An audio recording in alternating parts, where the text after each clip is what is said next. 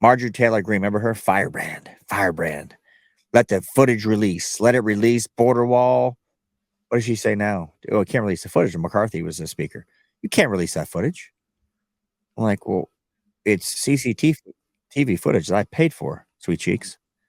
But she flipped, right? She's gone. You don't hear anything from her anymore. This is something really easy to jump on. You don't hear that at all. You think anything will come out of this footage that was just released? Yeah, you see clips come out of Twitter where people are strolling through and the Capitol Police are like, hey, how you doing? Shaking hands. You saw what happened with the Horn guy. Horn guy footage release on Tucker. McCarthy released that one clip. Tucker pushes it out there. Yep. He's out of prison like 30 days. He's running for Congress now. He's out of, think about that. Has that ever happened? Like they find out the DNA came back different. That's a process. You just don't get out of prison. He was out like a week. Like somehow you'd have to overturn something. How that happened with such speed, I don't know. I know Tucker footage comes out. Dude's out of prison. He had like a 4.5-year prison sentence.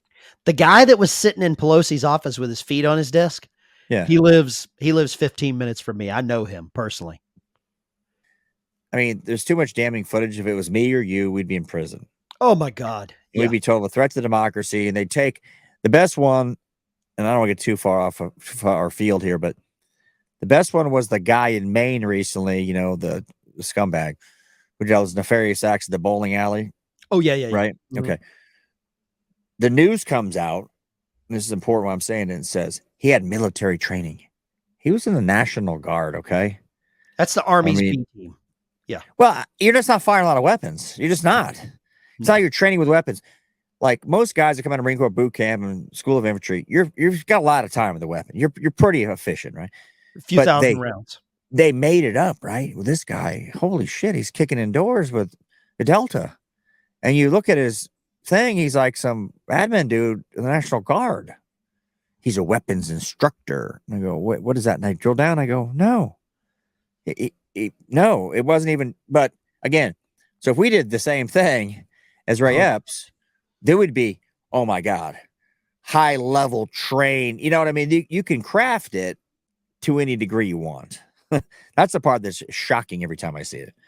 You know, military training, like guy was in Space Force. They don't even fire like a gun. They don't even at boot camp. They're not firing any weapons. Maybe they fire them for like 100 rounds. So they understand you pull this trigger and you point it that way. Yeah.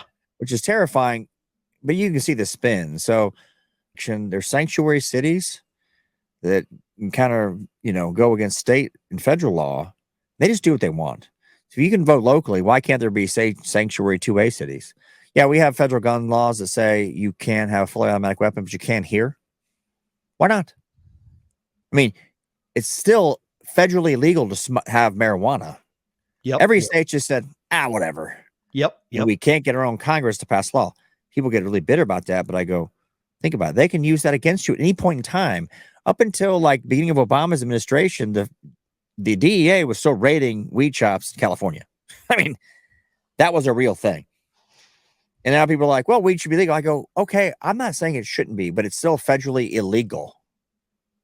All right. So until you get off, you know, we can't get them to agree, just like selective service. Put women in combat arms jobs. Obama did the study. Came back, they were equally effective. Okay. Put them in selective service. Guess what happens? It doesn't pass. Like, wait a minute, what's weird, selective the draft, right? Yeah, I had to register. But let's just, you know, we all did in high school. They can't be in it. You go, why? They're already stroke of a pen, Obama, in combat arms jobs. But they're, you know, there's so many gaps. As a woman, as a woman, I'd like to know if there's a woman or women that are offended because they don't have to register. Like if they want equality is equality. There's no. Should they be offended by that? The activists doubting my capability. The activists don't want equality, Ben. They want more rights than what you have. They don't want the same rights. They want more rights. Just like the reparations crowd. If you said, here's $2 million, they'd say, why isn't it 10? If you give them 10, they say, why isn't it 20? I've heard them say they want 20% of the GDP. In other words, it will never end. You go, well, your family came here in 1994 from Somalia. Your whole family did. Yeah, but it was still white patriarchy. I go, I've been to Somalia before. Stop right there, sir. I'd like to know what the rules of engagement are at the southern border, because every time I got deployed, there was like an ROE. There was rules. Yeah, can you imagine ROE? Like, I'd love to get a copy of that. If there's anybody watching this, and you have access to rules of engagement, you leave a comment. I will contact you. I will send you a FedEx envelope, whatever. I can tell you the ROE. I can tell you 100%. None of them, I repeat, none of them will have rounds. Zero. None. They won't have rounds. I guarantee you the rounds would be at some special, shipping container with armor. They'll have to go get the rounds. I would love to know rules of average Joe specialist will not have anything, maybe a baton, maybe pepper spray. Probably not a pound, pepper spray in a radio. I mean, it just won't happen. I know in Somalia, when guys first got deployed there, they were sent without rounds. Like they weren't supposed to have rounds in magazines. This is 93. I go, whoa, Bill Clinton. No, hold on a second. They're cracking off some more AK-47 fire Mogadishu than all in Ramadi. These people are cracking off at the bazaars. They're on that cot nonstop, which is like amphetamine. They're out of their mind. So anyway, I hope somebody has that ROE, because I guarantee the ROE is you out of your mind. There is no engagement here. There's no rules to see it. I would love to see it. There is no rules for the engagement you're not allowed to have. They come to you. You say, no hablo inglés. Okay, come this way, sir. We have an interpreter. You look tired. Would you like some new tennis shoes? We got New Balance or Nike. That's how this is going to work. Here's a cell phone so we can call you in 12 years. And until you say, turn around, get on the bus, you're going back. Come here, get on the bus, send you back. And they say to the Mexican government, every leverage you can, you will control your own border. In particular, because not Mexican nationals are coming across the border. That's the problem. You've seen it. It's like Sudanese, Pakistanis. People from China.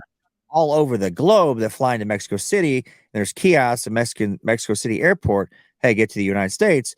Look like legitimate companies run by the cartels, and they're ferried all the way up. There's a great one on Twitter.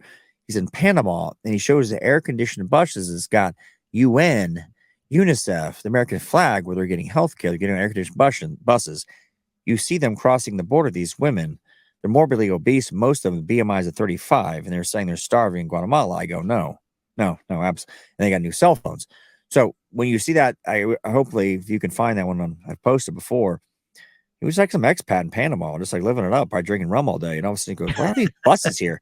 These buses and these big tents, air-conditioned tents, and they're putting on these buses and they're shipping them right to the border. And these air-conditioned buses that don't exist in this part of the region of the world.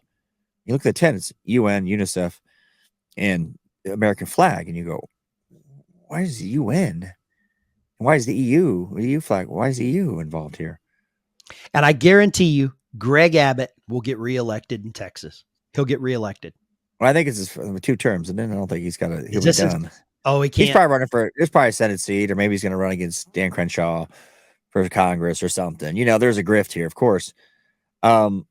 It's, and hate to be Debbie Downer, and you could say they're all the best among us and all these things. But it's like this. If I say, Ben, I got a great dog. That's a great dog. You're like, bro, I got 3 dogs. But it's a good dog.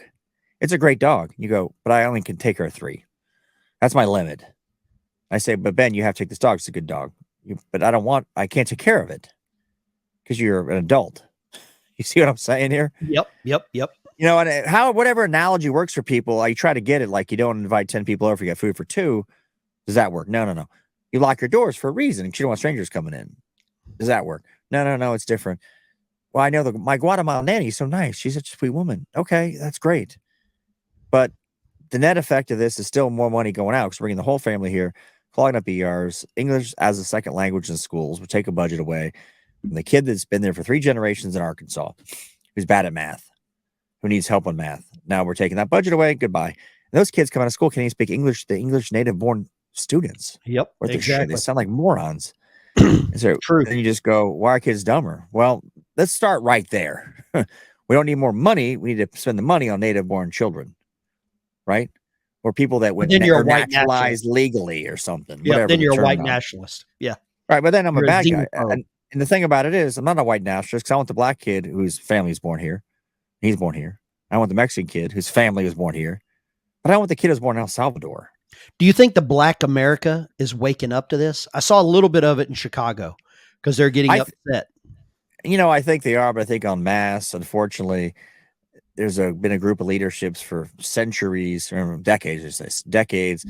They kind of tell like the Democrats are going to take care of you. If you didn't vote for me, you ain't black, kind of thing. Joe Biden. Oh yeah. So I think there he are. said that out loud. That's what everybody knew, right? But he said it out loud.